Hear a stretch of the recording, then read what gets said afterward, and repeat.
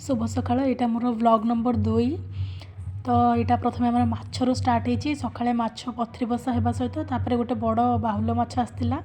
प्राय 3 किलो पाखापाखि मछटा थिला तो मु देखी दूची से गाली पक पक कर बंची तापर मटन आसाला मटन कराइला परे परे मु आलू भजा रुटी एवं ता सहित कलरा भजा कर देइथिली पखाळ भात खाइबापी सब प्रिपारेसन सरला मु माछ आलू भजा आ पखाळ धरिक बस पड़ी एपटे भात भी इंडक्शन रे बस पड़ा एपटे मो बो मटन तरकारी प्रिपारेसन करथिले जेहेतु मु भलसे मटन बनई पारेनी से मटन को पूरा टेस्टी टेस्टी बनईकी एपटे राति प्रिपारेसन हो राति आरिसा पिठार प्रिपारेसन चलता